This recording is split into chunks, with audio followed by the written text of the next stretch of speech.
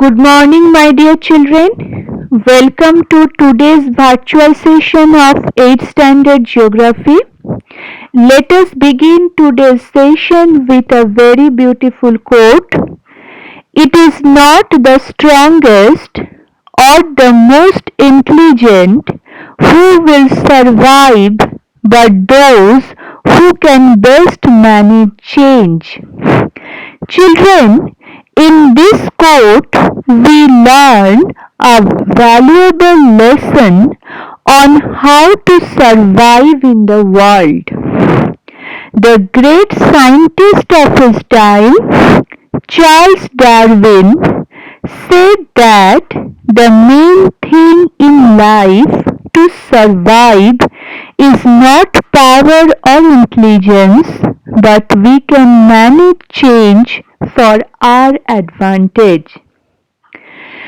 Children, in 8th standard in geography, still now you came to know about the interior of the earth, humidity and clouds, structure of ocean floor and ocean currents.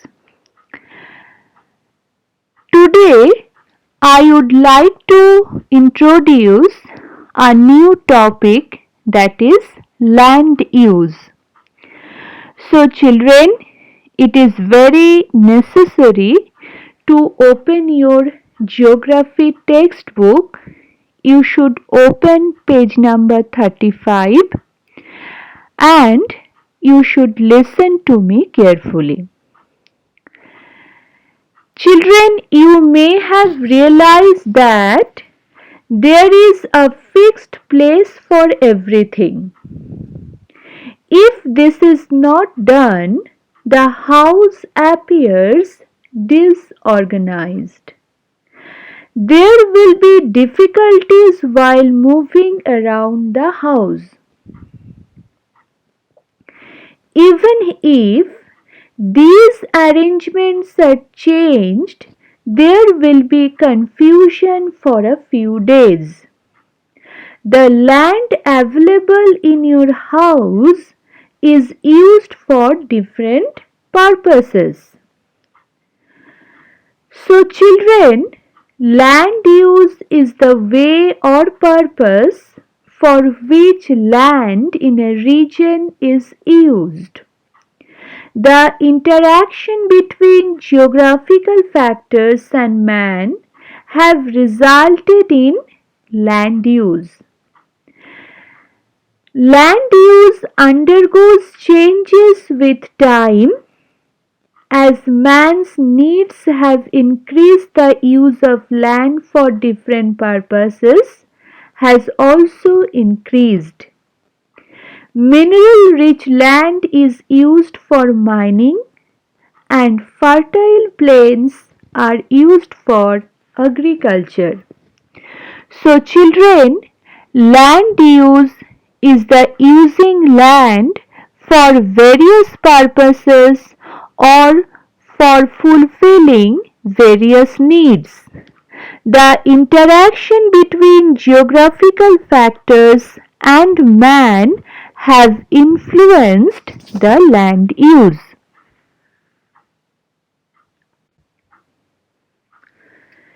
Children, first I would like to introduce the rural land use.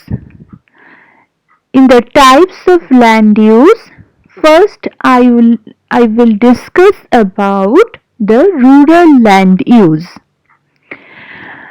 In rural areas, agriculture is the main occupation.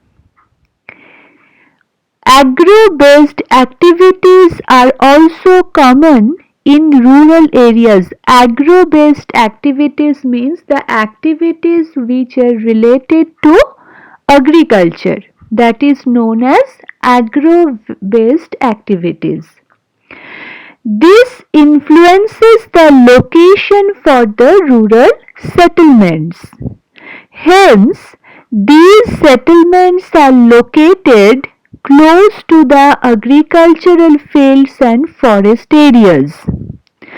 The settlements for miners are close to the mining areas, while fishermen's settlements are near to the seashore. In rural areas, the availability of land is more and the population is less. Hence, population is sparse. In rural areas, the extent of residential areas is less. Land use in the rural areas can be classified in the following manner. So, children, that in rural areas, the occupation of the people, the main occupation is agriculture, and the agro-based activities are also very common feature for rural areas. The settlements for miners mainly their activity is related to the mines. So that's why the settlements of miners are close to the mining areas, while fishermen's settlements are near to the seashore because it can be helpful for them. So that's why generally they like to reside very near to seashore.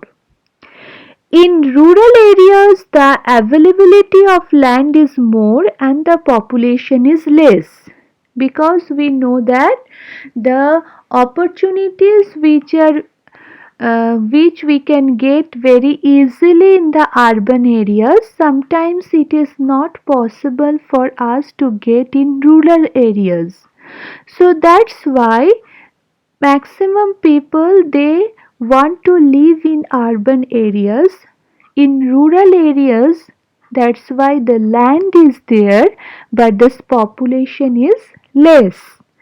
And in rural areas, the extent of residential areas is less because the population is less there. Land use in the rural areas can be classified in the following manner. Now I would like to discuss the classification of land use in rural areas. The first one, that is arable land. Arable land, it means that the land is capable of being plowed and used to grow crops. Mainly the land which is favorable for to grow crops, this land it is known as arable land.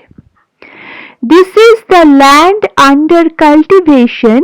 Normally, this land is under individual ownership.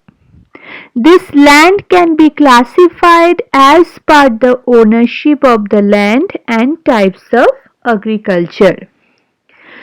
So, arable land, generally this land is under an individual ownership, and this land can be classified as part the ownership of the land and types of agriculture. Next one, that is fallow land. This is agricultural land which is temporarily not in use. In order to improve the fertility of the soil, the farmer does not use a part of his agricultural land for 1 or 2 seasons. So children, fallow land, it is a part of agricultural land in rural areas, temporarily not in use and not in use for 1 or 2 seasons. sometimes we can see that the farmer does not use a part of his agricultural land for 1 or 2 seasons. The next one, that is forest land.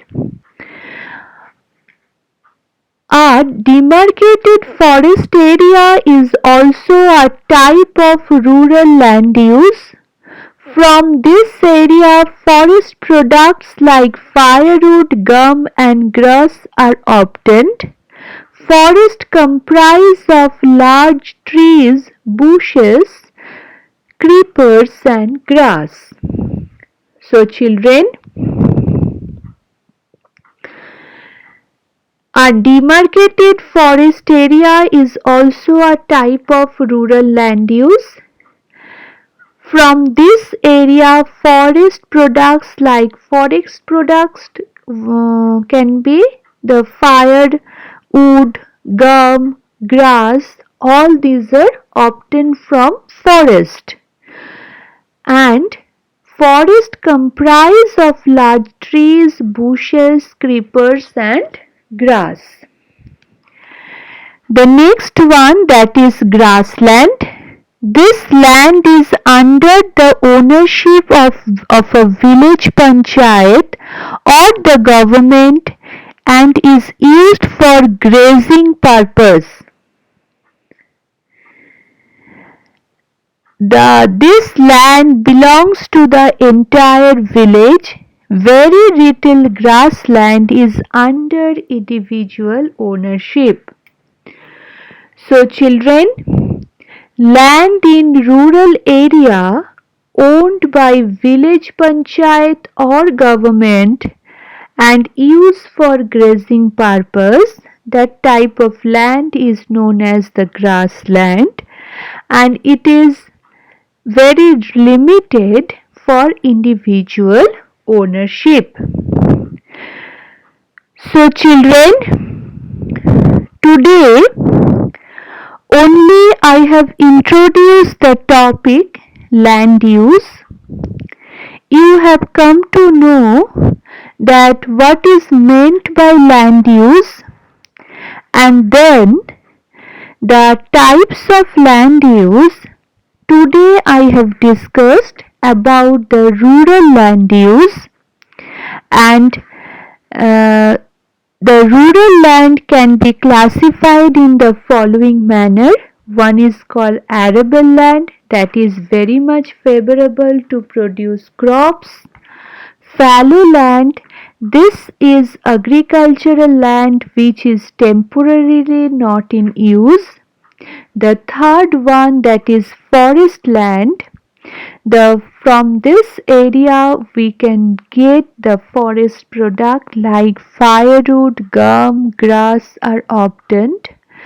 And also the grassland, this land under the ownership of the village panchayat or the government, and it used for grazing purpose. So children, the next part of the topic, that is from urban land use, I will discuss in my next geography class with you. Today you should read the topic from your textbook, at least the portion which I have discussed today, and if you have any doubt regarding any point, you can refer your textbook, otherwise you can listen to the video carefully. So take care of yourself, stay safe, stay healthy, have a very nice day. Thank you.